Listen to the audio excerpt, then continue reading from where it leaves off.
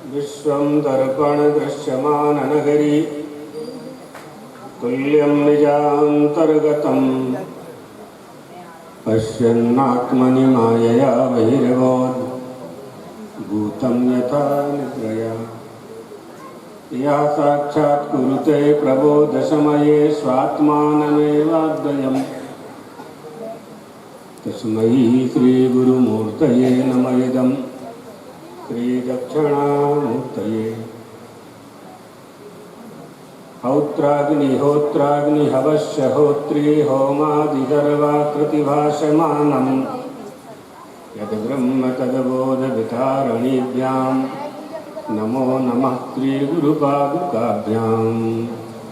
सच्चिदानन्दरूपाय विश्वोत्पत्त्यादिहेतवे तापत्रयविनाशाय श्रीकृष्णाय वयं नमः।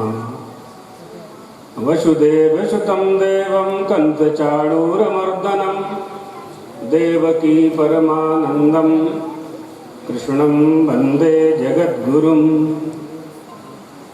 श्रीराम जय जय राम, श्रीराम जय जय राम, श्रीराम जय जय राम।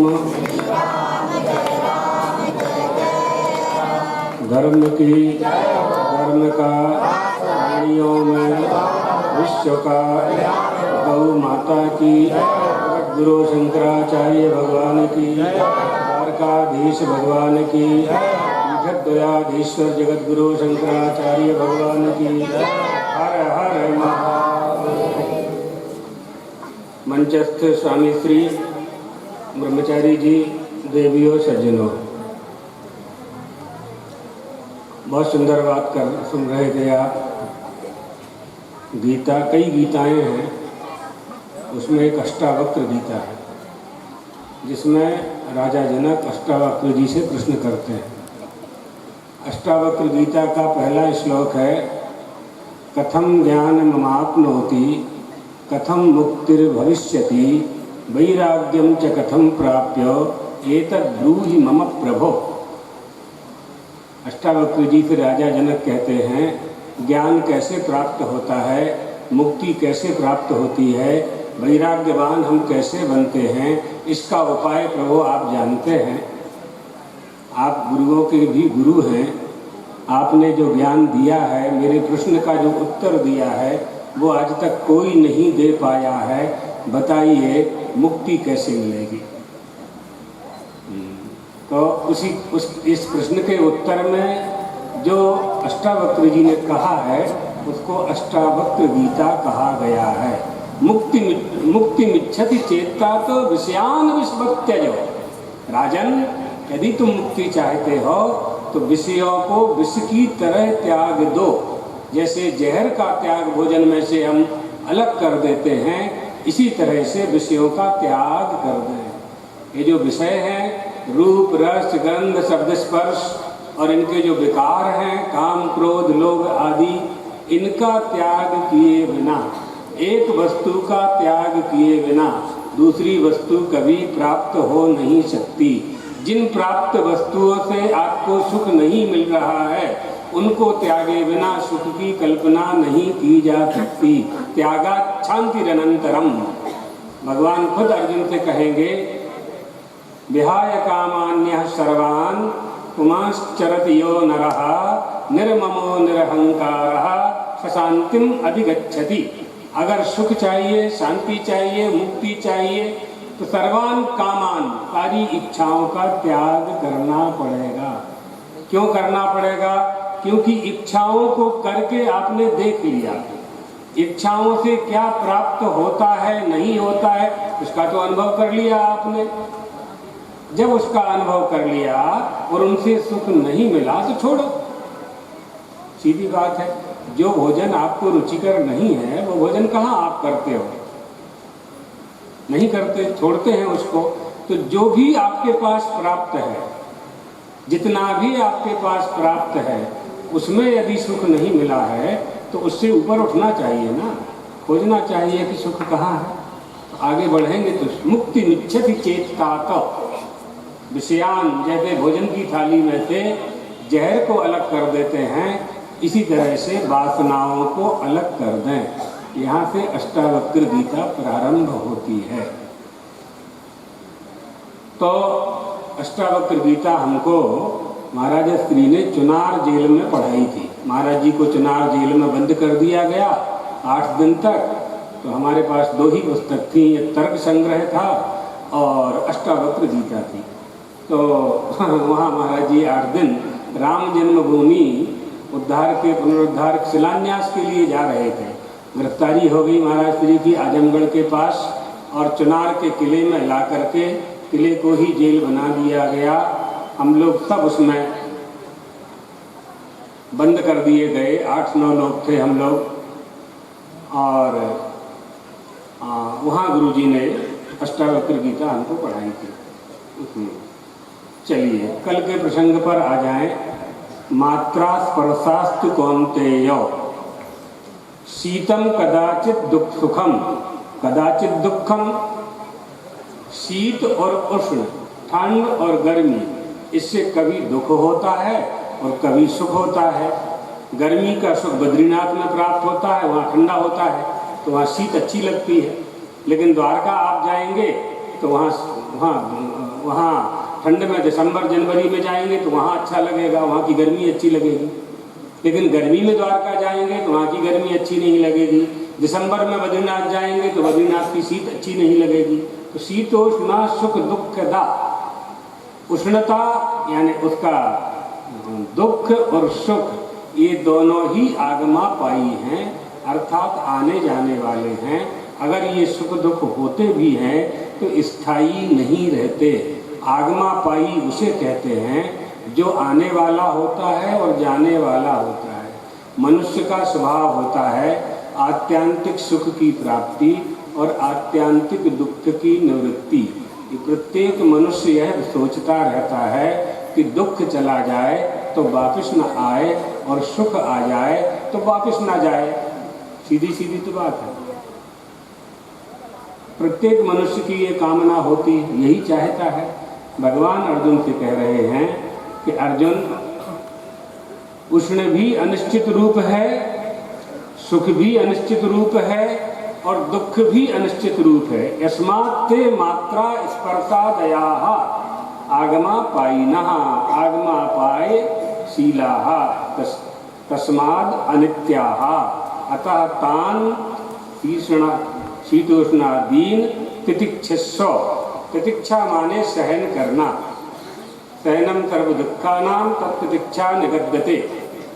दुखों को सहन करने को तितिक्षा कहते हैं। दुख भी सहन कर लो, सुख आ जाए तो अभिमान ना आवे, धन आ जाए तो अभिमान ना हो, गरीब हो जाए तो रोए ना बैठ करके। करो पुरुषार्थ, हाथ पांव दिए हैं भगवान ने, कहाँ जाओगे? परमात्मा ने हाथ पांव दिए हैं, माता पिता ने जन्म दिया है, मनुष्य का शरीर दिया है, तो 5 ज्ञानेंद्रियां हैं, 5 कर्मेंद्रियां हैं, इनसे हम सब कुछ प्राप्त कर सकते हैं। एक पिता के 2 बेटे थे, पिताजी की मृत्यु हो गई, दोनों बेटे गरीब हो गए। पड़ोसी के पास गए, पड़ोसी से कहा कि काका हमको 10,000 रुपया दे दो, हमारे पिताजी हमारे लिए कुछ छोड़ नहीं गए हैं। तो पड़ोसी ने कहा कि बेटा हम तुमको 2 लाख रुपया देंगे और वापस भी नहीं लेंगे, वापस भी नहीं लेंगे, लेकिन तुम्हारे दोनों ये हाथ यहाँ से काट करके हमको दे दो, दवाई हम करा देंगे। बस दोनों हाथ काट दो, तुम मरोगे नहीं, औषधि हम करवा देंगे। तो उसने कहा कि उन दोनों बच्चों ने कहा कि काका हाथ काट देंगे, ये कैसी शर्त है आपकी? तो पड़ोसी ने कहा कि आपने कहा ना कि हमारे पिताजी हमारे लिए कुछ छोड़ नहीं गए हैं। ये दोनों हाथ तुमको किसने दिए हैं? ये दोनों पैर किसने दिए हैं? ये इतना बड़ा शरीर किसने दिया है? किसने तुमको स्कूल में पढ़ाया है? किसने तुम्हारी फीस शुल्क भरी है? किसने तुम्हारी ड्रेस, पुस्तक, बस्ता, बिस्किट, चाबी और तुम्हारी सारी सुविधाओं का कष्ट भोग करके दुख भोग करके, खुद भी मैले कपड़े पहन करके, तुम्हारे स्कूल के अनुसार ड्रेस ला करके, पोशाक गणवेश ला करके दिया है। किसने दिया?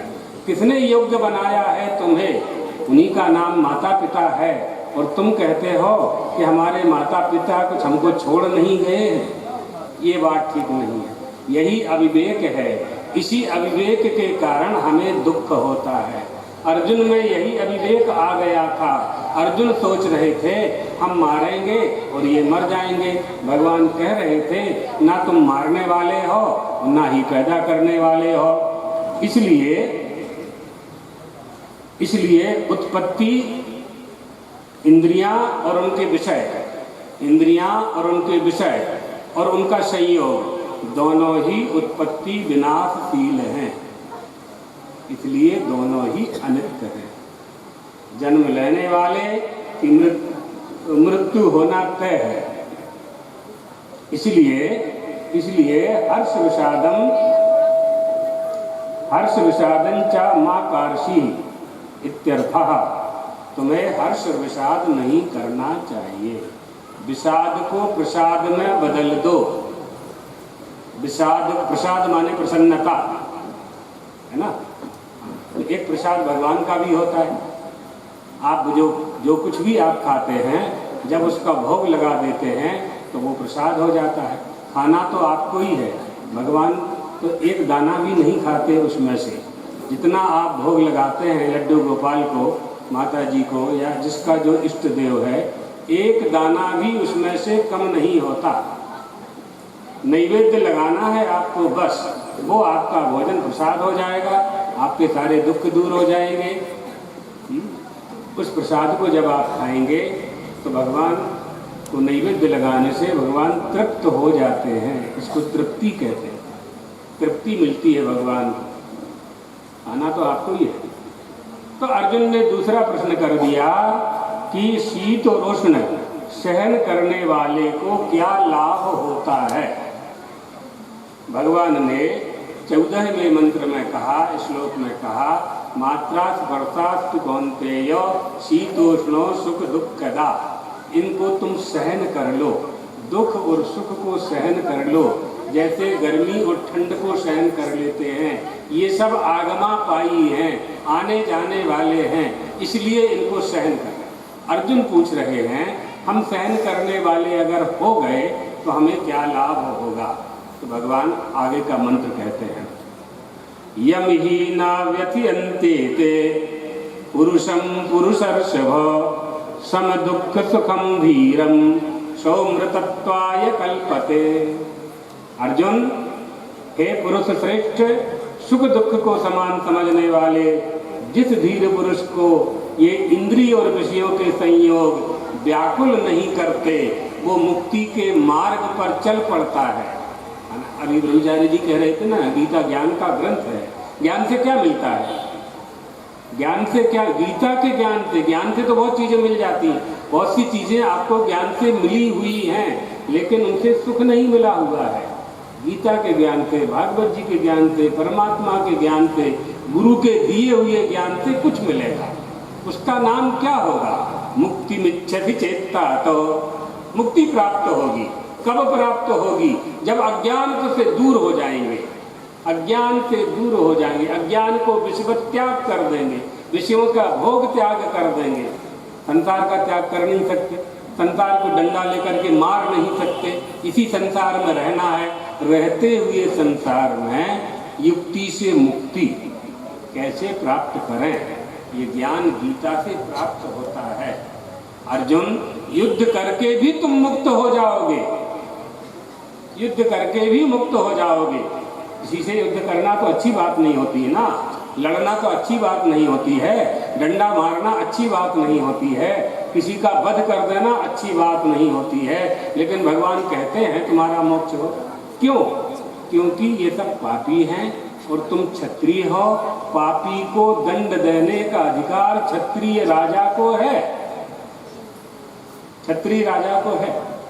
इसलिए क्षत्रियों का ये कर्तव्य है कि वो अधर्म का नाश करें। उसमें उनको जो भी दंड देना पड़े, साम दाम दंड भेद चारों में से जिसका उपयोग करना हो वो कर सकते हैं। ये शास्त्र व्यवस्था है उनके लिए, सबके लिए नहीं, उनके लिए। इसलिए हमने बताया था शंख और लिखित दो भाइयों ने, एक भाई ने अपराध कर लिया तो बड़े भाई ने उसको सजा नहीं दी, राजा के पास भेजा। सजा देने का अधिकार मुझे नहीं है, राजा को है, राजा के पास है, राजा को ये अधिकार प्राप्त है। सुख और दुख को समान समझने वाला योगी कहलाता है, समदर्शी कहलाता है। दो शब्द हैं, समवर्ती और समदर्शी। समवर्ती नहीं हो सकते हैं, सबके साथ समान व्यवहार नहीं हो सकता है, सबके साथ एक सा व्यवहार नहीं हो सकता है। लेकिन प्राणी मात्र में परमात्मा है। एक व्यक्ति के दुख को जान करके संसार के सारे व्यक्ति दुखी हैं, ऐसा ज्ञान प्राप्त करके सबके प्रति दया करुणा से हम उनकी सहायता कर सकते हैं। इसलिए समदर्शी बनना चाहिए। पंडिता समदर्शिनः योगस्थः कुरुकर्माणि संगम त्यक्त्वा धनंजयः सिद्ध सिद्धयो समो भूत्वा समत्वं योग मुच्यते। वो समता आनी चाहिए, उसी का नाम योग है। योग क्या है? यदि योग है, दो चीजें अलग अलग हो गई हैं, दोनों को मिलाना है। जीव अपने आप को जीव समझने लगा है, धन का अभिमान हो गया है, ज्ञान का अभिमान हो गया है, सुंदरता का अभिमान हो गया है। हमसे ज़्यादा सुंदर कोई नहीं है, हमसे ज़्यादा पढ़ा लिखा कोई नहीं है, भगवान से अलग हो गए। इसी अभिमान ने तुमको अलग किया है, तुम अलग हो नहीं।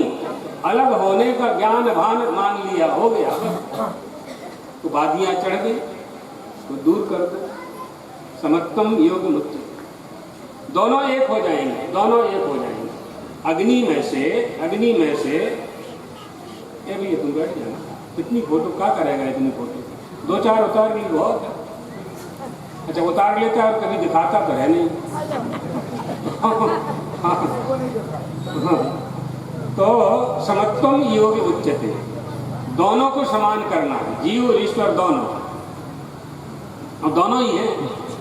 अग्नि बुझ गई, अग्नि बुझी तो कोयला बन गया। लकड़ी में जो आग लगी थी जब वो बुझ गई तो कोयला हो गया। अग्नि के साथ संयोग था तो दहक रहा था, चमक रहा था, दाहकत्व था उसमें, प्रज्वलित हो रहा था, दूसरों को प्रकाशित कर रहा था। वो अग्नि दूसरों का भोजन बना रही थी, वो अग्नि प्रकाश फैला रही थी। उस अग्नि में हवन किया जा रहा था, अग्निहोत्र हो रहा था। बुझ गई तो कोयला बन गया।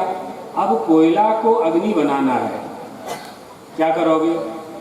जलती हुई अग्नि में, जलती हुई सिगड़ी में उस कोयले को फिर से डाल दो, दहकने लगेगा, चमकने लगेगा। यही तो उपाय है, और क्या, यही तो करना है। तो जीव ईश्वर से अज्ञान के कारण अलग हो गया है, बस जोड़ दो, फिर से जोड़ दो तो योग हो गया। गीता का यही तो काम है। इसलिए उपदेश सुनना चाहिए और सत्संग करना चाहिए। यहाँ भगवान कह रहे हैं कि पुरुषम पुरुषर्षभ, ऐसा पुरुष विचलित नहीं होता, विचलित नहीं होता। नित्यात्म दर्शन की निष्ठा बन जाती है, ज्ञान चक्षुओं के द्वारा उसकी आत्मनिष्ठा बन जाती है। ऐसा पुरुष स्वयं ज्योति है, उसके पास आ जाती है। समस्त देह रूपी पुरियों में जो निवास करता है उसको पुरुष कहते हैं। जो अपनी चेतना को प्राप्त करने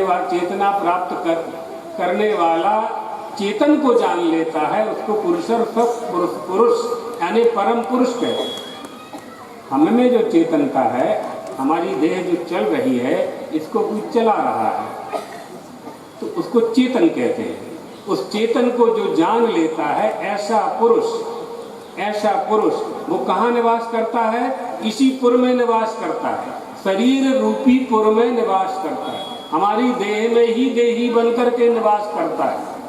तो देह रूपी पुर में शयन करने के कारण उस परमात्मा को पुरुष कहते हैं। यम ही ना व्यथयन्ते ते पुरुषम पुरुषर्षभ, वो पुरुष। उसकी कथा सुनने से मनुष्य की सारी व्यथा दूर हो जाती है। व्यथा होती है ना, व्यथा को दूर करना है तो क्या उपाय है? कथा श्रवण करो। श्रवण करने से सारा संशय दूर हो जाया करता है। श्रवणेन संशयम मननेन संभावना निदिध्यासनेन विपरीत भावना, ये सब दूर हो जाते हैं श्रवण, मनन और निदिध्यासन से। यदि आत्मा हमारा यानी हमारा आत्मा यानी मैं यानी अहम स्वाभाविक बंधन वाला होता तो स्वाभाविक धर्मों की निवृत्ति तो होती नहीं। स्वाभाविक धर्मों की कभी निवृत्ति नहीं होती। हमारे जिन जिन गुण धर्मों की निवृत्ति हो रही है, जो हमारे पास आ रहे हैं और जा रहे हैं, वो हमारा स्वाभाविक धर्म नहीं है।